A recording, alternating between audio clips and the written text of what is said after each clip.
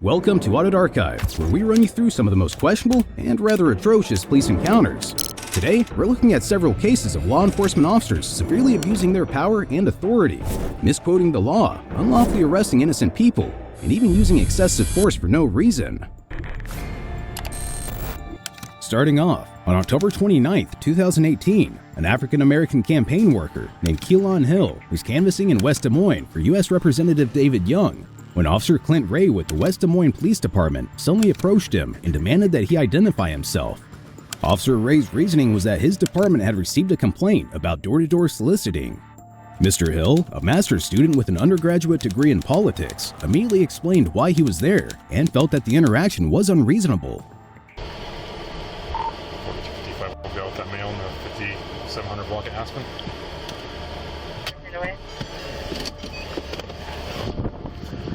Hi, sir. Yes, I'm Officer at the West Des Moines Police Department. The reason why I'm talking to you today is someone called in about you. Are you just handing out flyers? What am I doing wrong? I didn't know. People were concerned. Yeah, concerned for what? Their neighborhoods. Hold on 1 second. Hold on 1 second, Ricky. So it's not a big deal. Yeah, no, I'm just trying to figure out what we were concerned about. Well, in West Des Moines, we have a soliciting ordinance, so if you're knocking on people's doors... Yeah, soliciting is what? Offering services. Yeah. I'm not offering a service. Okay. Okay, so with that being said, I'd like you to leave me alone, sir. I've not broken any laws. Well, I'm still doing an investigation, because if you're recording me, I'm still recording too, so it's okay. Investigating what, sir? A suspicious person, they called in about you. Okay. You have an ID with you? No, I don't. Do you have your name? Have your name? No. Am I under arrest? No. Okay. Well, I'm if investigating. I'm under arrest, then Why? you have no reason to be talking to me, right? I can. Actually, yes. You're a suspicious person. Someone called in about... Suspicious how? A neighbor called over here, so I don't understand why you're being difficult about this. I'm not being difficult about anything, because I haven't done anything out of the way. Okay. So with that being said, I'll go about my business. Okay, I'm not done with you yet. You're not free to go. Have I done it? Have I broken any laws? 4255. Can you send me one this way, please? He's Have I broken any laws, sir? I'm talking to you. I'm not done. I'm investigating a suspicious person. You have a nice day, sir. Stop. Stop now. For what? I can detain you. Stop. For what? Because you're not listening. I'm investigating a suspicious person. Stop sir, now. Sir. After several minutes of trying to find an unknown person who was allegedly soliciting in the neighborhood, Officer Ray spots Mr. Hill and quickly decides that he's the suspect they're looking for. Note that we were able to audibly hear Officer Ray ask dispatch for a better description of the suspect, and though it's tough to tell whether Mr. Hill's description was given or not, what's for sure is that Officer Ray could not have possibly confirmed that Mr. Hill was the one soliciting. Note that, under the Fourth Amendment, the police do not have the right to stop or seize you unless they have reasonable suspicion or probable cause that you have committed a crime. This is an appropriate time to discuss the difference between reasonable suspicion and probable cause. Bear in mind that reasonable suspicion is a step before probable cause. At the point of reasonable suspicion, it appears that a crime may have been committed. The situation escalates to probable cause when it becomes obvious that a crime has most likely been committed. Judging by this, even if Officer Ray did in fact have enough reasonable suspicion to detain Mr. Hill, it should have involved the main caller who allegedly complained about someone soliciting. What we're witnessing right now is a one-sided investigation, where Officer Ray is going blindly off the caller who complained. This raises concerns about the validity of the stop and whether it meets the legal standards of reasonable suspicion and probable cause. In order for Officer Ray's actions to be justified under the Fourth Amendment, he would need more than just a hunch or reliance on a single complaint. He should have conducted a thorough investigation, gathered additional evidence, or obtained a more detailed description of the suspect before making a stop. Without such information, the encounter is arguably unconstitutional at this point. This is exactly why Mr. Hill continues to ask about the reason that he was being detained for, and refused to comply with Officer Ray's unlawful orders. Have I broken any laws? Stop. Tell me what laws I've broken. I told you to stop. I don't have to stop. Yes. No, I don't. Either arrest me, tell me what laws I've broken, Can you or get away from me. step it up? He's being uncooperative and trying to walk away from me. He won't identify himself as a suspicious person investigating. I know my rights. And with that being said, if I've not broken any laws, you have no reason to detain me. Stop. So I'm going to ask you one more time. I'm going to tell you to stop. For what? Because I'm talking to you and you're... I've done this wrong. I just told you I'm investigating who you are. You're harassing me. 5700 block of Aspen. Stop. I'm telling you to stop, and I'm not going to tell you again. And what will you do if I don't stop? I will detain you. Detain me for what? You're not listening. I'm doing an investigation of a suspicious person. Suspicious person? Have I broken any laws? That's not the point. Any laws? Someone called you and it's a suspicious person. Okay, and? You can be a suspicious person, Mr. Really? Ray. Really? I feel like you're a suspicious person. How would I be suspicious? You look suspicious to me. Okay, how would that be? I'm in a marked You're a police white car. man. You're suspicious to me. I'm suspicious to you because I'm a white person? Yeah, with a gun. You're suspicious to me. No, now stop. get away from me. I haven't done anything out of the way. You can't arrest me. Mr. Hill has a very good point here. He raises the question of whether someone looking suspicious is enough of a reason for an officer to detain them. To answer that question, we must go a little deeper into the Fourth Amendment, which states that the right of the people to be secure in their persons, houses, papers, and effects against unreasonable searches and seizures shall not be violated, and no warrant shall issue but upon probable cause, supported by oath or affirmation, and particularly describing the place to be searched and the persons or things to be seized. While the Fourth Amendment allows officers to detain individuals based on reasonable suspicion, mere suspicion or a vague feeling of someone appearing suspicious is generally not enough to justify a detention. The officer must be able to point to objective facts and circumstances that support their suspicion. In the given scenario, Officer Ray's decision to detain Mr. Hill solely based on his subjective belief that Mr. Hill matched the description of the suspect, without independently verifying or corroborating the information, goes to show how negligent he was. Ideally, Officer Ray should have first attempted to gather more information and evidence, especially by making contact with the initial caller who complained about a solicitor. At this point, there might as well have been the actual suspect soliciting around the neighborhood while Officer Ray attempts to detain an innocent man.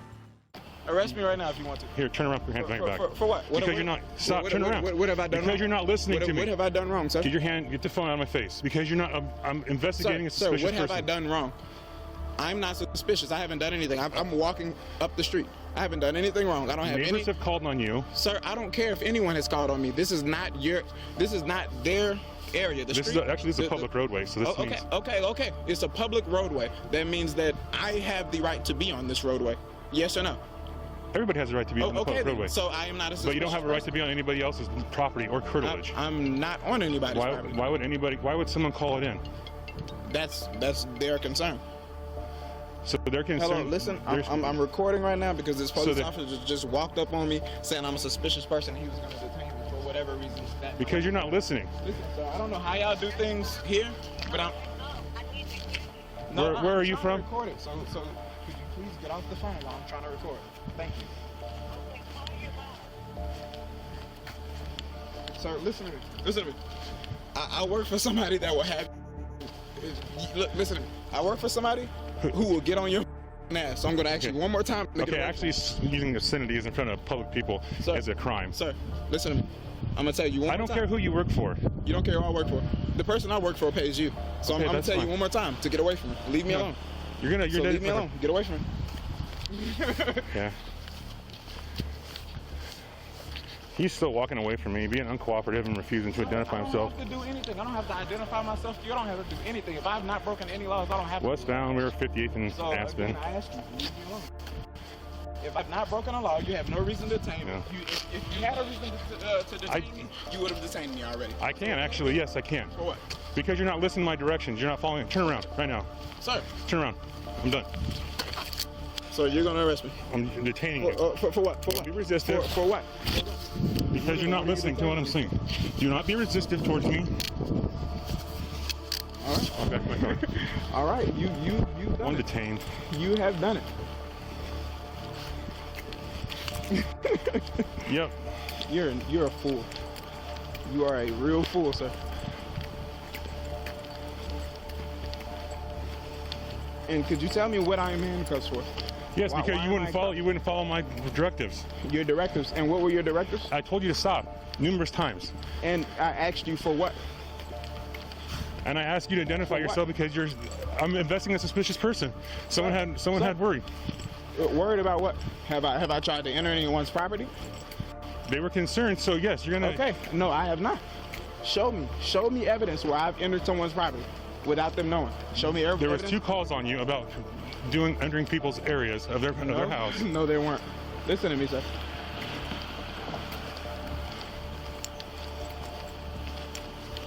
I can tell you for sure I have not done anything wrong. I have not broken any laws. So if I suggest you let me out of these handcuffs immediately. Officer Ray first threatened Mr. Hill with arrest, and when asked his reasoning, claimed that it was because Mr. Hill was refusing to listen. In other words, Officer Ray threatened to take Mr. Hill to jail just because he wasn't complying with his unlawful orders. This alone goes to show that Officer Ray was likely on a massive power trip, thinking that he could pick anyone from a street and force them to identify themselves by claiming that they were suspicious. As if things weren't already looking bad for Officer Ray, his ego took over and he proceeded to officially detain Mr. Hill by restraining him in handcuffs and taking him to his patrol vehicle. And the reason for all of that? You guessed it, not listening to Officer Ray. It goes without saying that it's important for law enforcement officers to exercise their authority judiciously, ensuring that their actions align with legal requirements and respect individuals' rights. Threatening arrest without a proper legal basis massively undermines public trust and can contribute to a hostile and confrontational atmosphere, something we've been commonly witnessing in today's time.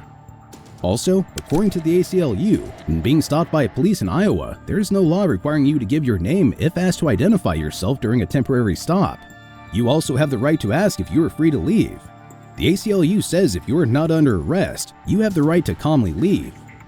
Anyway, another officer responded to the scene while Mr. Hill was being dragged to the patrol vehicle. This officer jumped out of his car and somehow thought that it would be a good idea to tell Mr. Hill that he was under arrest. Let's watch the ridiculous confrontation. Well, could you tell him to take me out of these handcuffs? I have not broken any laws. Okay, did you stop when he told you to? No, he kept walking away. Okay, then that's interference, so you're under arrest. Have a seat. Interfering for what? Interference, you disobeyed the lawful order. You were sitting right there and I told you to stop 4 or 5 times to identify yourself because there was a suspicious person car, and I'm investigating that. Investigating what? I have not done anything. Okay. You can't just run up on anyone and just say, hey, you look suspicious. Okay, he told you to stop. He didn't. And we had calls on you, like I told you. You're practicing stop and frisk right now. I've not. No, you're under arrest. So. Under arrest for what? Under arrest for what? What have I done wrong? You didn't identify yourself. Okay. You didn't stop when we asked you to. Okay. Okay, this is what I'm asking. That's all I'm asking for is your name and date of birth, man. All right, okay. So I can log someone. Okay.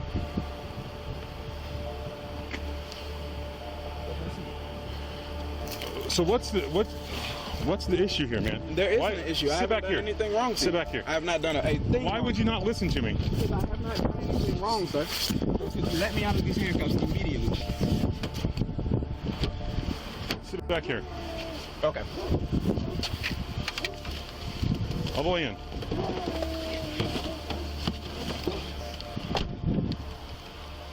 As seen in the footage, the second officer officially placed Mr. Hill under arrest for interfering after being at the scene for just a couple of seconds, which just sounds outrageous to begin with. As per section 719.1 of the Iowa Code, a person commits interference with official acts when the person knowingly resists or obstructs anyone known by the person to be a peace officer in the performance of any act which is within the scope of the lawful duty or authority of that officer, or who knowingly resists or obstructs the service or execution by any authorized person of any civil or criminal process or order of any court. Judging by this was arguably an illegal arrest that was made out of pure retaliation, and it also raises questions about the officer's ability to observe Mr. Hill's actions and determine whether they constituted interference. Arresting someone within such a short time frame without a clear understanding of the situation may indeed appear hasty and questionable. To establish a lawful arrest under section 719.1, the officer should have observed Mr. Hill knowingly and intentionally interfering with Officer Ray's performance of their lawful duties. But the thing is, we've already discussed how Officer Ray's actions were unjustified anyway. On top of that, Mr. Hill had his Fourth Amendment rights violated yet again when both officers frisked him before securing him in the backseat of the patrol vehicle. In Iowa, police officers generally have the right to pat down people they suspect of committing crimes. The lawful purpose of the pat-down, or frisk, is to check to see if the suspect has a weapon. In this way, a frisk can protect police officers and members of the public from potential harm. However, the right to stop and frisk is limited by law. The police cannot stop and frisk someone unless they have reasonable suspicion that the person is, or will be committing a crime. Conduct an exceedingly invasive or indiscreet pat-down. Make the pat-down last longer than necessary. Any one of these things may make the frisk unconstitutional.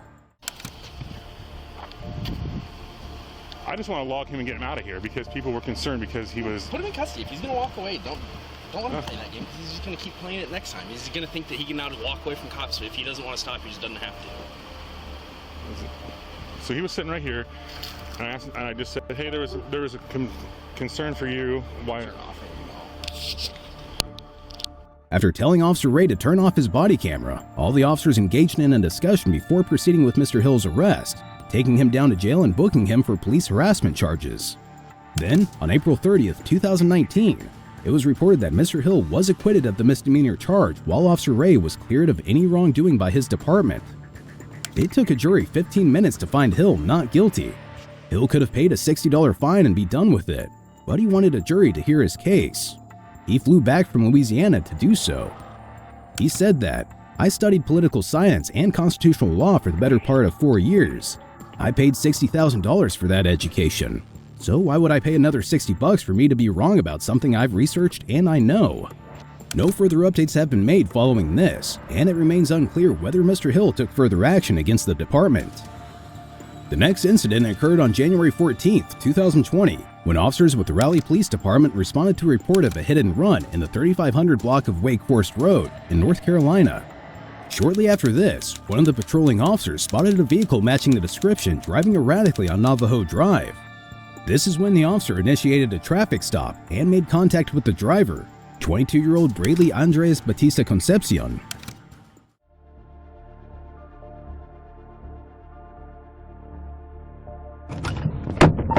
.214 Raleigh. I got the hit and run suspect vehicle here on Navajo.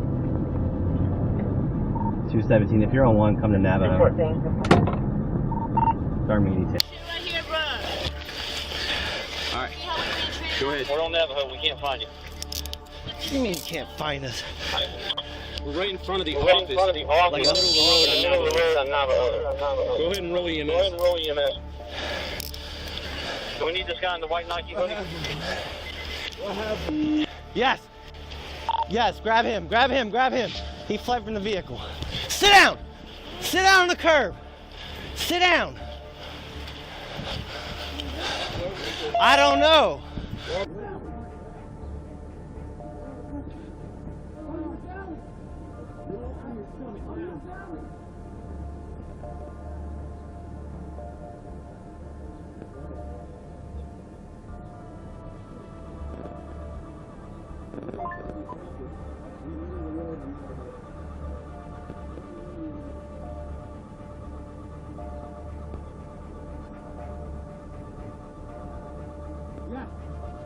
Yes, grab him, grab him, grab him. He fled from the vehicle. Sit down! Sit down on the curb.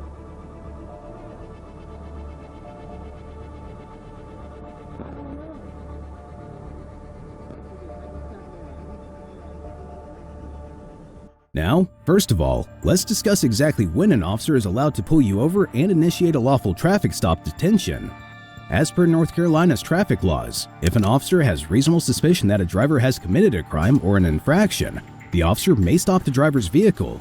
This is so even if the officer is not interested in pursuing the crime or infraction for which reasonable suspicion exists, but rather is hoping to observe or gather evidence of another offense.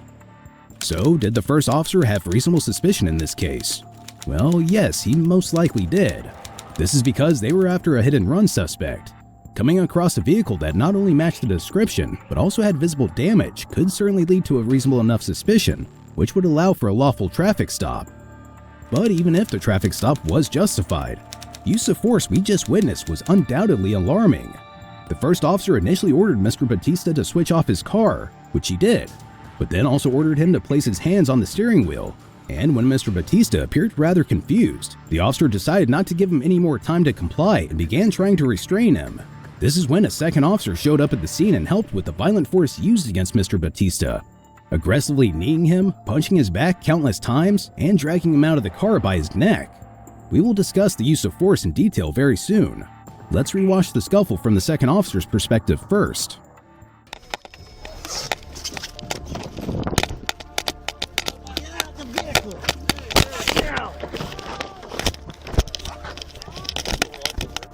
Let go! Let go! Let go! Get out the vehicle! Put your hand behind your back. Get your hand behind your back now. Where are you on Navajo? On your Right belly! in front. On your belly! Roll on your stomach now. Belly! Sit right here, bro. All right. Go ahead. We're on Navajo. We can't find you. You can't find us. We're right in front of the office in the middle of the road on Navajo. Go ahead and roll EMS. We need this guy in the white Nike. What happened, bro? What happened? Sit back in the seat. He fled from the vehicle. Sit down. Sit down on the curb. Sit down. What the hell? I don't know. Y'all beat me up over there. Could be a heavy-set male, Hispanic, light-skinned. 125, not even on the other side of the property. On the south side of the property. Ain't no God. Bro, stop driving me like that. What's your name? Just give us a channel. Bro. What's your name? I'm not finna give y'all shit no more, bro. Y'all just put my whole face in feed. Come on, bro. Bro. Just say a copy. Take ops number 6. Hey, y'all can do whatever y'all want. You did copy EMS, correct? We've got a about 25-year-old male bleeding pretty profusely from the face, conscious and breathing. Copy that. Ops number 6. I won't get right. You get the best of me right now. Yeah, the best of me. Y'all ain't got no weed. Y'all need to got them. Put me down like that. This nigga showed me up. Ops On my 7. face with me.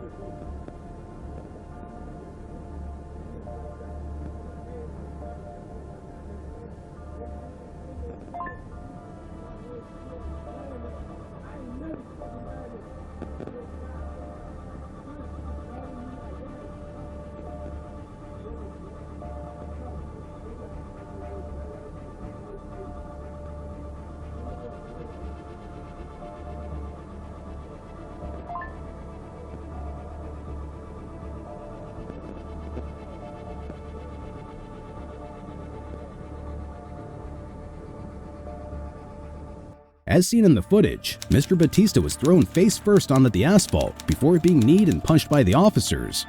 Not to mention how they dragged him out by grabbing onto his neck. He was left with a bloody face, and at one point, the second officer ruthlessly dragged him around, treating him more like an animal. This is an appropriate time to discuss the use of force employed against Mr. Batista. To put things into perspective, let's understand what initiated this scuffle. It was when Mr. Batista took too long to put his hands on the steering wheel. So, in simple words, just because Mr. Batista was taking his time with that, the officers decided to violently restrain him. Clearly, things don't seem to add up here. This became worse when the second officer claimed that Mr. Batista had resisted them, but the footage proved that the only time he was reluctant to comply was when the officer started beating him up. Everything was rather calm before that. Note that use of force is defined as the amount of effort required by police to compel compliance by an unwilling subject, according to the International Association of Chiefs of Police. The National Institute of Justice says law enforcement officers should only use force when other methods to regain control of a situation are ineffective. But data show that police don't always abide by this rule. According to state law enforcement officers can use force on another person to prevent someone from escaping custody who has committed a criminal offense, or defend themselves or another person from the use of force while attempting to arrest someone or prevent an escape. Law enforcement officers are permitted to use deadly force to defend themselves or another person from the use of imminent deadly physical force, to arrest or prevent the escape of a person who is attempting to escape with a deadly weapon, or presents an imminent threat of death or physical force to others, to prevent the escape of a person from custody who has been convicted of a felony. State law requires law enforcement officers to intervene, if possible, when they observe another officer using excessive force and report the incidents internally. Judging by this, it becomes very obvious that the officers at the scene had unlawfully used force against Mr. Batista. All they had to do was handle the situation with patience and professionalism. Instead, they resorted to violence and brutality, causing unnecessary harm to Mr. Batista. Opposite 5411, not about walking back. Well, you're the one in cuffs right now, bro. Huh? You're the one in cuffs. I'm in cuffs. You're the one in cuffs. You're the one bleeding. So. You guys need more units? So can I, No, we're gonna take a walk. why? We got it under control now. Because you weren't We listening. can get one more additional. Listen, We should be good beyond Giving that. you commands, you gotta listen to them, bro. bro, just remember all that shit. Alright, give me a minute. I want Kathy to listen. I'll clear in a second here. Nah, I ain't gonna do nothing. Y'all ain't playing nothing. I'm going to court. Okay. I'm looking at you. You guys I'm looking got at everything you. stabilized for Bro, now? over nothing, bro. I used to get the out of the car. Yeah, we got more detained. Hey, How do you think I'm about to... when we get you, when we give you commands like that, because we don't know what's in the car, right? We don't know what's in the car. It's dangerous for us. It's dangerous for you. Okay, but And then you got people that are trying to reach across, like this girl, sticking a phone on her face, which is fine. She can do that, but from afar, she can't be getting close to us. listen, I'm gonna sit you up, okay? listen, only reason she grabbed by my cane, bro, I told God the phone, nigga can't hold me, bro. Okay. Grab by my Let hand, me stand bro. you up. Are you I ready? gotta get my hand, bro. I'm gonna stand you up. But my mama, she ain't gonna stay like that. I'm about to get embarrassed. Yeah, just arrested. You sit down? I already know, but I'm about to tell my sister. No, do you want me to help you sit down? Or are you all right? I'm not gonna. Bro. For real. Just look at me. Do you live here? Nah, I don't live here. My friends do, bro. I don't even know why y'all doing that. Like, only thing I was saying, bro. Listen, I want to talk to you about yourself. I'm gonna talk to you about yourself. You feel me? Okay, let's talk. Only thing I was saying to y'all, bro. What the hell going on? Cause you feel me? Like, what? If you tell me, bro, this and that. A nigga came and grabbed on my hand, put my hand there. Y'all can't be beating me. So my friends when we give you, look, I'm about to tell you something, y'all could look to my car, find no guns and nothing. okay, but we don't know that. We don't know that. I right away. understand, but look what y'all just did to my face. You did get messed up pretty good. Look at my arms, bro. Come on, bro. I'm gonna get your information from you. I ain't never gotten arrested, bro. Okay. You've never been arrested before? Yes, bro. Okay. Y'all tripping on me? Okay. It's just a matter of listening. You've been involved in a couple of hit and runs today. Bro, and the hit and runs. This is obviously him. We're gonna get you in here and get your face cleaned up, okay? There's been a few wrecks that it's been involved in, so we don't know. I don't like people playing my face. I'm really bloody, so. Hey, can I tell my we'll get that information. We want to get you taken care of. I want to take a picture of me, bro, because this is not fair. It's all on camera. I understand, but can she just take a picture of my phone, please? I was She already did. She already did. Let's hop up here. She was taking video. Following this incident, a video recorded by the passenger in Mr. Batista's vehicle went viral on Twitter, and the Raleigh Police Department officials said that they were investigating the incident. Meanwhile, Mr. Batista was arrested and charged with DWI, 3 counts of hit and run, 2 counts of contributing to the delinquency of a minor, simple possession of marijuana, and resisting arrest. Mr. Batista posted pictures of his bloodied face a day after the arrest. He accused the officers of using excessive force and said he was considering filing a lawsuit. In an interview with ABC 11, Mr. Batista explained why he continued to hold onto the steering wheel instead of getting out as instructed. Because the officer started attacking me. The officer's like, "Get out of the car, get out of the car." So I'm like, "I'm not about to get out of the car because you're hitting me." Mr. Batista denied the charges that he was driving impaired, possessed marijuana, and said he didn't remember any hit and runs. Despite the allegations, community activist Kerwin Pittman, Executive Director of Recidivism Reduction Educational Program Services, said the police response was extreme. It still does not warrant the sense of force that was used against him, Pittman said, and for him to be left bloodied on the concrete essentially. No further updates have been made as of the date of this recording. Next up, on May 30th, 2020, 5 days after George Floyd was killed by former police officer Derek Chauvin, protests were still taking place around the area in Minneapolis. That night, the city SWAT team officers set out in an unmarked white van to enforce a curfew. Led by Sergeant Andrew Patel, officers fired 40mm less lethal foam-tipped rounds at people out of the van's open side door without warning. When officers shot at 4 people in a parking lot on Lake Street, they hit a 34-year-old black man named Jaleel Stallings, an Army veteran who was then in his late 20s. Mr. Stallings was hit in the chest and thought he'd been hit by a bullet, so he fired 3 rounds with his licensed pistol in the direction of the van out of self-defense, purposely missing to try to scare the shooters off. This is when things got out of hand. Let's watch the body cam footage. Group in the parking lot to the north. Group in the parking lot in the north running. Hit him. Shots fired. Shots fired.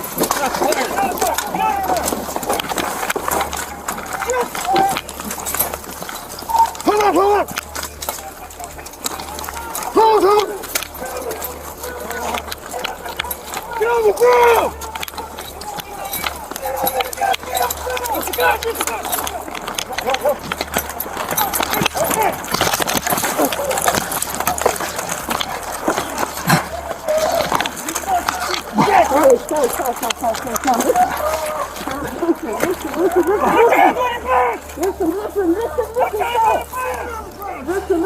Listen. Put your hands on your back! I'm trying. Put your hands on your back! That's it, stop it! Put your hands on your back! Cuff! I'm trying. It's okay. I'm trying. There's a gun behind you. I'm trying. Not hard enough to get your hands on your back.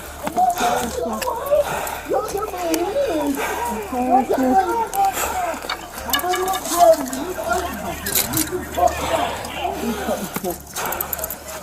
1281.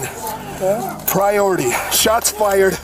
2 suspects in custody. Gun recovered. We are at. Where are we?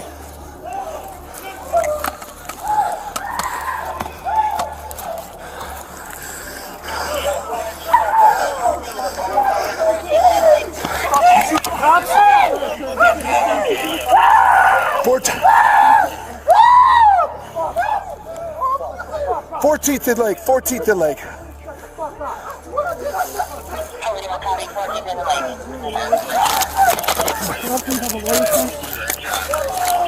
Fucker.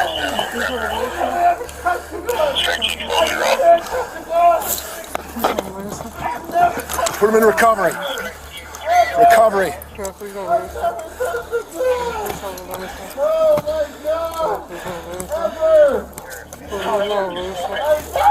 1281, I need a rig here, code 3 for an arrested party, injuries. He's in the recovery position currently. Labored breathing. The safe route in is from the east. Sit him up, sit him up, sit him up. 1281 cops. Check somebody. Check a partner for injury. If anybody got hit. Come on, going up to your butt. Going up to your butt. Going up to your butt. I want the guns right by you. At this point, we know that this encounter was purely a misunderstanding, and arguably because of the SWAT team. Bear in mind that Mr. Stallings is an Army veteran who had a permit for the pistol he was carrying, and had every right to use it with the intention of defending himself. It's worth noting that Minnesota follows the principle of reasonable force when it comes to self-defense. Under Minnesota law, you generally have the right to use reasonable force to defend yourself or others from imminent harm or to prevent the commission of a felony. Reasonable force means that the level of force used must be proportional to the threat you are facing. Also, a person can use deadly force as a last option in an imminent threat of severe bodily injury or harm. The state gives a person the right to use lethal force, such as shooting an aggressor to stop a felony from taking place in his or her home. Judging by this, we can say that Mr. Stallings had justifiably fired shots towards the van because 1, it was unmarked, and 2, he was actually hit with the SWAT team's less lethal bullet. If we look at it from Mr. Stallings' perspective, he was standing around at a parking lot with his friends when a van drove by and started shooting at him. It would make perfect sense for him to defend himself in such a scenario, because there was no way for him to know there was a SWAT team in the van. Before we move on to the video, pay attention to how the officers treated Mr. Stallings, because we've already seen an outrageous use of force against him. He was now visibly bleeding and left disoriented. In fact, the footage showed Mr. Stallings quickly complied with every order when he realized it was law enforcement, but the officers violently retaliated. More on this soon. Gun touch. There was a magazine here too. There was a magazine right here. Is he sitting on it? It was like a 9mm. Yeah. Yeah, I was sitting right here. I think he's sitting on it.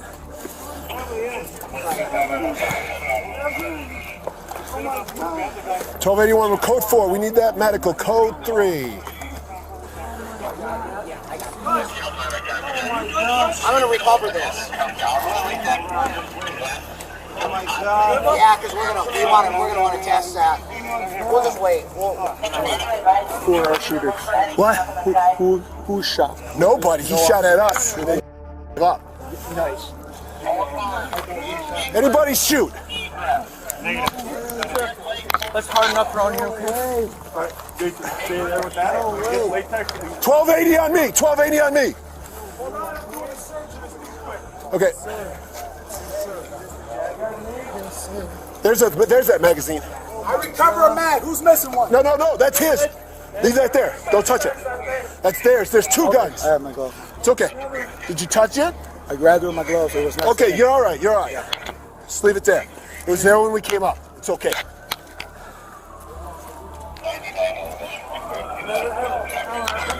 This one right here.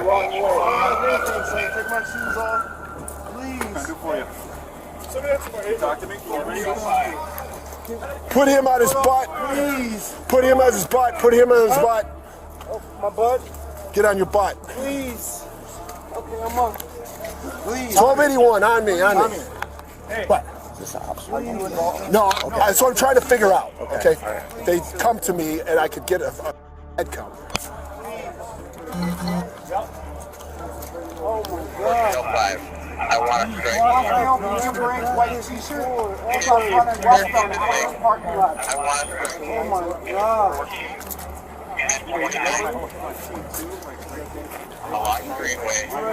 1281. Get all those guys on me.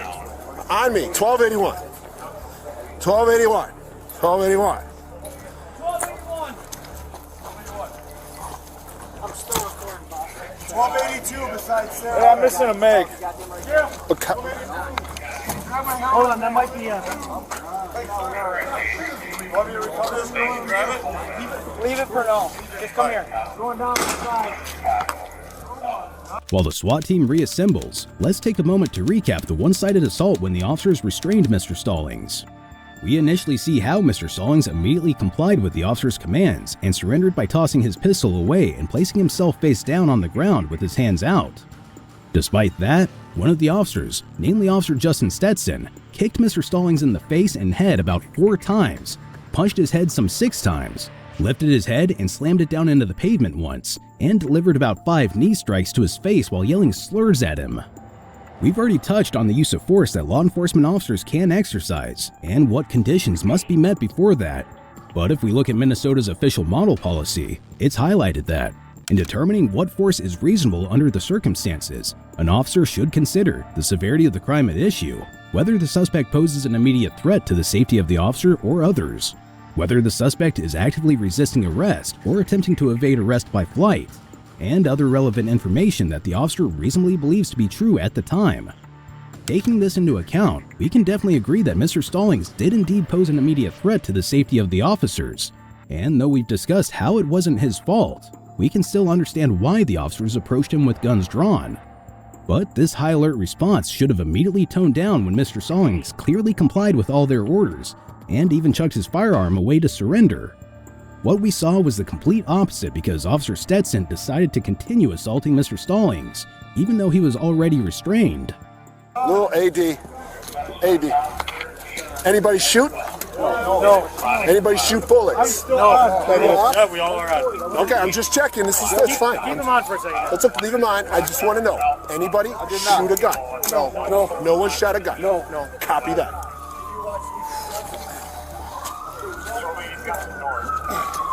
Is all good?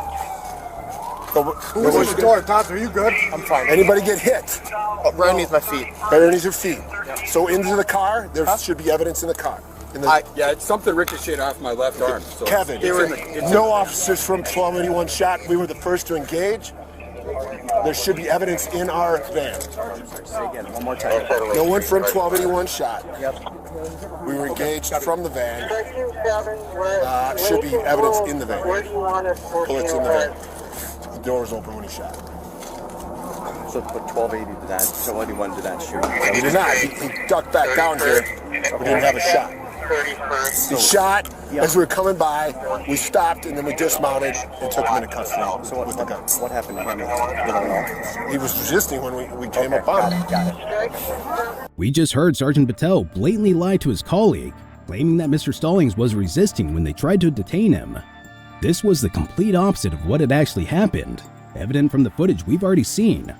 If an officer gives a false account of what happened during an encounter, they may be breaking the law under 18 U.S.C. Section 242, which prohibits law enforcement officers from depriving individuals of their civil rights.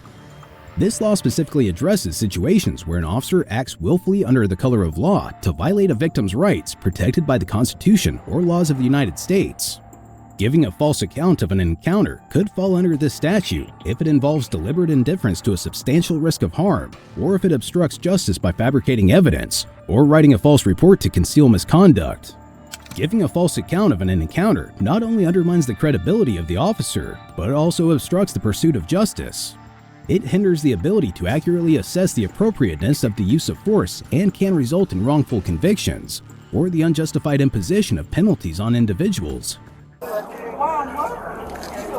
Is everybody okay? Yep. Andy, you said there's evidence in there? Or can we load your guys in there? Go in there and see if there's bullets. Hey, whoever's got body cameras. Okay. 100% no officers shot. Not on my van. And none of your officers are hurt, correct? That's correct. Outstanding.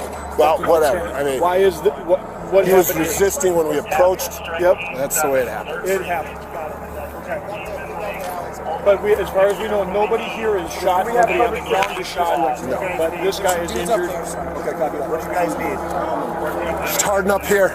We got all the way everything to the north. Well, we went over. Did we check behind his fence? We can move this whole block if you want this shit cleared. We can get out. I don't know. It's a crime scene. Shot right into the van as we engaged what 40s. You hit one of us? No, he didn't have it. We didn't have a shot. Oh, okay. Who got him?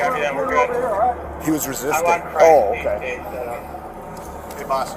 Just want to let you know that I used some force on that fellow too. By the way, we've all used. All right, I just want. I don't know if I used force on the guy over there.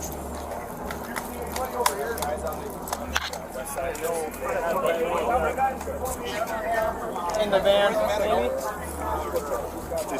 Yeah. He's got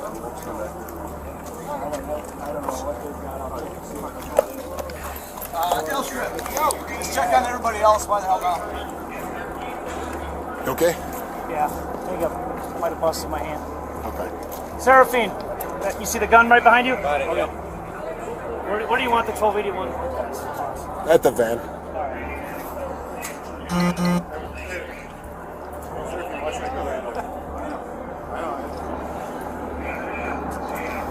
got our guys secured? Yeah. Somewhere? What's that? You got our guys put somewhere? They didn't shoot. He shot at us. We went to come around here. He started to give up, and then he got resistant. That's what I said. Whoever did, are they secured? He didn't shoot. Oh, he didn't? He shot at us. Yeah, I know. Okay. What are you talking about? But then you said he got secured. How was he shot? He's not shot. Oh, he's not. He was resisting. Oh. Body cam. Body Turning off cam. until talk to another sergeant on the too. scene. At this point, paramedics were checking up on Mr. Stallings, who was reportedly beaten up so badly by Officer Stetson that he said his hands and feet hurt afterward and wondered aloud whether he broke his hand. It was reported that Patel and Stetson later testified they used force because Stallings was resisting arrest and they feared he was armed, although neither frisked him before beating him. Meanwhile, Mr. Stallings suffered a fractured eye socket, along with countless other injuries. His mugshot, which is too graphic to show, illustrates how bruised his face was after the beating. 3 days later, Hennepin County prosecutors charged Mr. Stallings with 8 felonies, including 2 counts of attempted murder of police officers. Mr. Stallings rejected a plea deal that would have sent him to prison for years, and a jury found him not guilty after the official narrative unraveled in the face of video from the scene. He then sued the city and more than a dozen police officers in federal court. In May 2022, Minneapolis agreed to pay him $1.5 million. Then, in October 2023, the ex-Minneapolis police officer who pled guilty to charges in the beating of Mr. Stallings was sentenced. Justin Stetson will serve 15 days in a county workhouse and 2 years of probation. Stetson will also pay $3,000 in fines and can't seek employment as a police officer. Moreover, the officers also beat and repeatedly tased a friend who was with Mr. Stallings, Virgil Lee Jackson Jr. Jackson sued the city and won a $645,000 settlement. No charges have been filed against those officers. All 5 officers on the SWAT team that shot at Mr. Stallings had multiple complaints lodged against them when the incident happened, but almost all of them were closed with no discipline issued. Now, we have an incident that occurred on November 17, 2016, when several officers with the Ithaca Police Department responded to complaints about noise at a house party. Officer Allard and Officer Bechtold entered the Hudson Street residence at about 11:30 p.m. More than 100 people streamed out of the party as officers began to break it up. Have a good night, ladies. You too, thank you. It's gonna be 702 Hudson. 702 Hudson.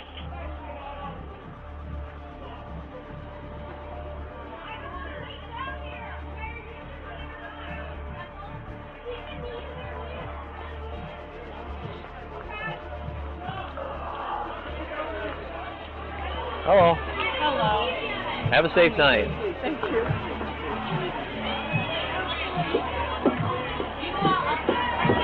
Sorry. Have a safe night, guys. You go.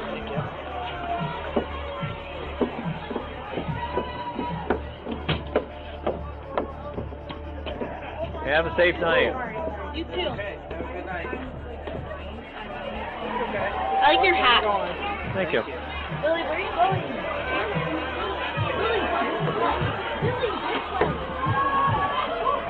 Have a safe night, guys.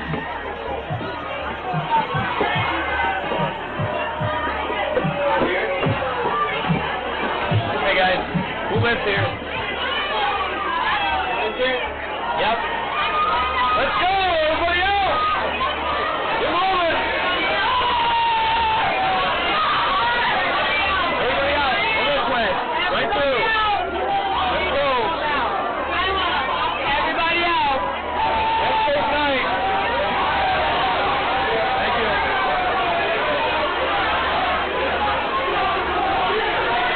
Let's go.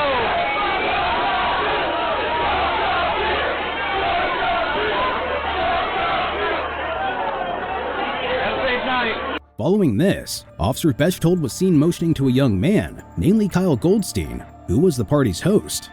Mr. Goldstein appears to move away from Officer Bechtold as he leans in to talk to someone off camera, but is then being seen pulled back toward the officer, an action which could be deemed an illegal detention at that point. Mr. Goldstein was quick to question the officers, asking them why he was being detained. Before he knew it, he was placed in handcuffs. You guys have a safe night. Thank you. I want it back so bad. No, but you wouldn't talk.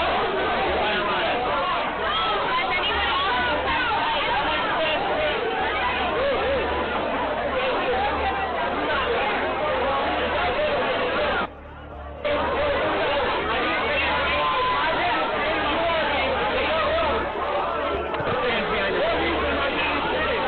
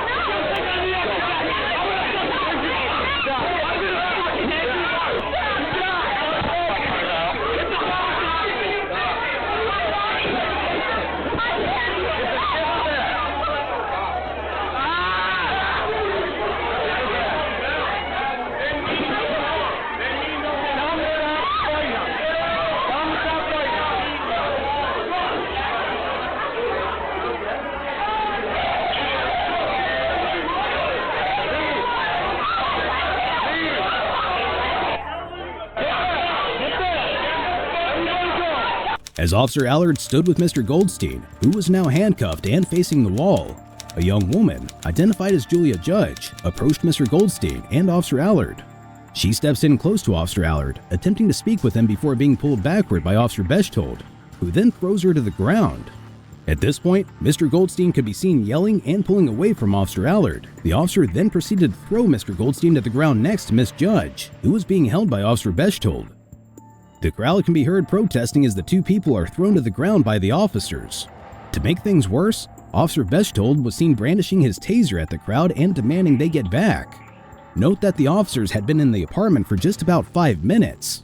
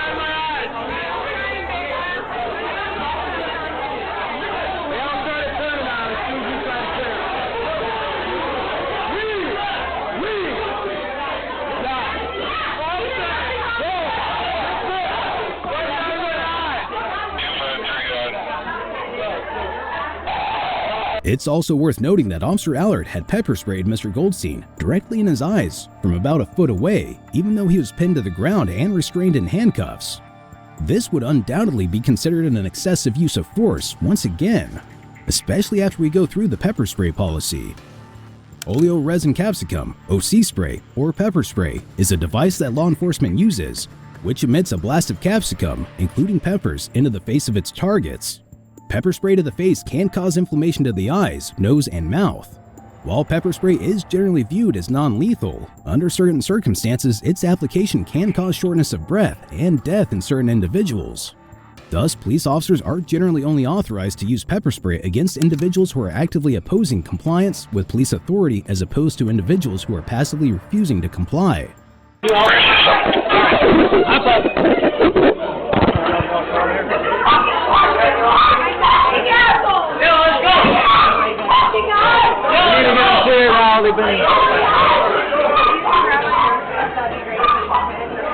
I can't see. I got you.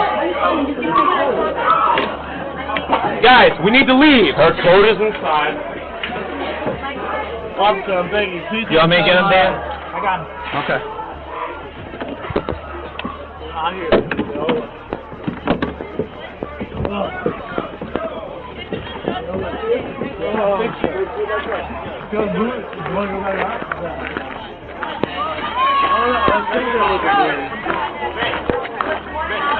Officer, I'm begging you, please wipe this out of my eyes. You'll be alright. I got some of mine too. Please, I'm begging you, please wipe it off my face. Please. Officer, please, just wipe it off my face, please. It keeps seeping into my eyes. Fuck you. Don't listen to them. Excuse me? Please wipe it off my eyes. Do you want to be arrested as well? I suggest you leave. Officers, please just wipe this off my eyes. Please, anything, just wipe it off my eyes.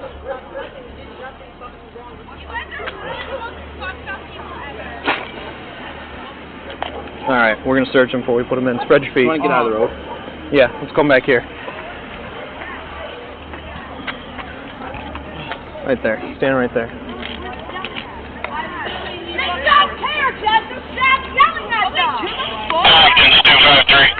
You were like literally far from me. I don't know how you got it. I got 2 county units that are to your location.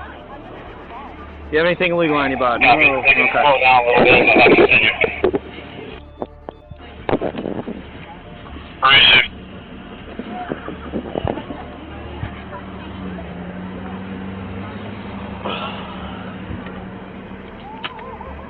Car keys? Yep. Do you have any ID on you whatsoever? No. Okay. Do you have anything in the house that's your property? No. No? Okay.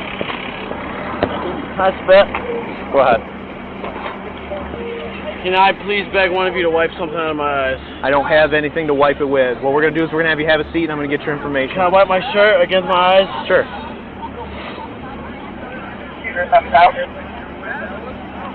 Oh, it burns more. Yep. All right. Come on, let's have a seat, bud. Oh. Oh, thank you.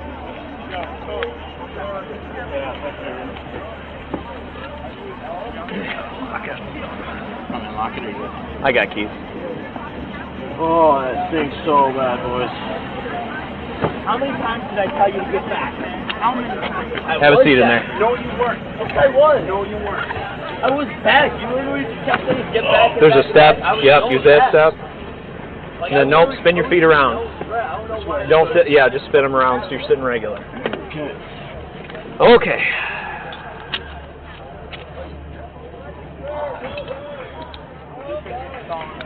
What is your first name? Kyle. Just so you know, it is a crime to lie to the police about your identity before we continue. Kyle. K-Y-L-E. Kyle. Can I ask something? What is your middle initial, Kyle? M. And your last name? Goldstein. G-O-L-D-S-T-E-I-N. Your date of birth? July 6, 1996. What is your address? 2 Iron Ore Hill Road North. What's your local address? 702 Hudson Street. So you do live here? Yes, I do. Okay. So that's why you're under arrest, because you weren't cooperating when you said you lived here. Okay? Alright. What is your phone number? 203.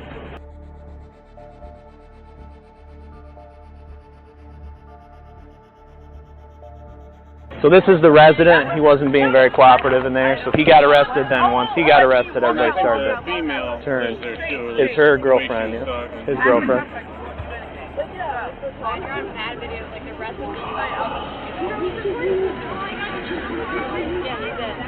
There's another female, too, that came up and interfered and had to get pushed away. She was taken down. Dan had her down. I don't know where she went to. Is she blonde hair?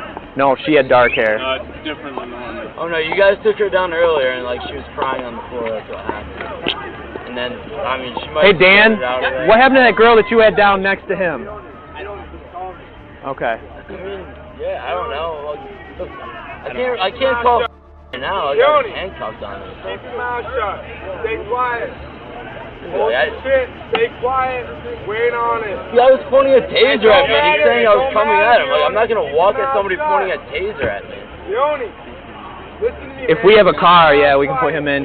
He's going to be an obstruction. And then a resisting, probably, I'd imagine. Leone, hold your shit. I wasn't resisting. Keep your mouth quiet, Leone.